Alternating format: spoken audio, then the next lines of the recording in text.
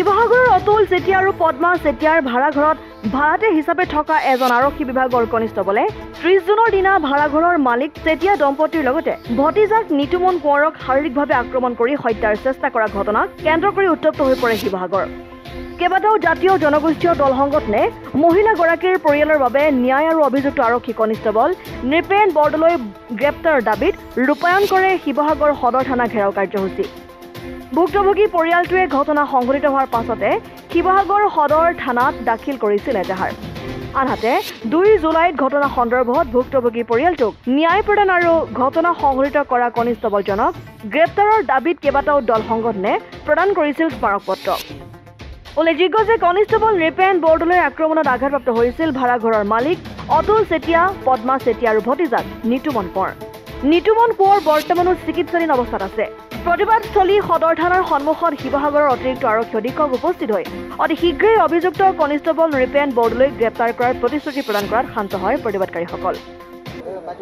আজি আমাক আশ্বাস দিছে আমাৰ শিৱসাগৰ আৰক্ষী অতিৰিক্ত আৰক্ষী অধীক্ষক প্ৰকাশ মেধি ছাৰে যে অতি সোনকালে তেওঁক গ্ৰেপ্তাৰ কৰা হ'ব বুলি। আপোনালোকে নিশ্চয় জানে গোটেই বিষয়টো যে যোৱা 30 জুনৰ তাৰিখে আমাৰ জাগৃত নাৰী সমাজৰ সভানেত্ৰী পদ্মা চেতিয়া বাইদেউ লগতে তেওঁৰ ভতিজায়েক নিতুমন কোঁৱৰক এজন আৰক্ষী কনিষ্টবলে চোকা অস্ত্ৰই হত্যা কৰিবলৈ লৈছিলে।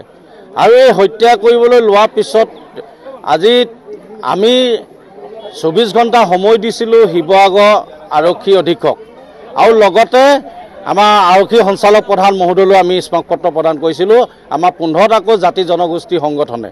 কিন্তু তেওঁলোকে আজিলৈকে ব্যৱস্থা গ্ৰহণ নকৰিলে। সেয়েহে আজি আমি শিৱসাগৰ সদৰ থানা ঘেৰাও কাৰ্যসূচী লোৱা হৈছে। আৰু যদি আৰক্ষী বিষয়া আজি আমাৰ আশ্বাস দিছে অতি সোনকালে এই কালপিতটো নৃপেন বৰদলৈ নামৰ যিজন আৰক্ষী কনিষ্টবলজনক অতি সোনকালে গ্ৰেপ্তাৰ কৰিম বুলি কৈছে। আৰু যদি তেওঁলোকে গ্ৰেপ্তাৰ নকৰে তেনেহ'লে কিন্তু আমি পুনৰ শিৱসাগৰ সদৰ থানা আমি ঘেৰাও কৰিবলৈ আমি বাধ্য হ'ম। এই ক্ষেত্ৰত কিন্তু আমাৰ 15টাকৈ জাতীয় জনগোষ্ঠী সংগঠন জগৰীয়া নহয় বুলি আপোনালোকৰ সংবাদ মাধ্যমৰ যোগেদি আমি স্পষ্টভাৱে কৈ দিয়া হৈছে।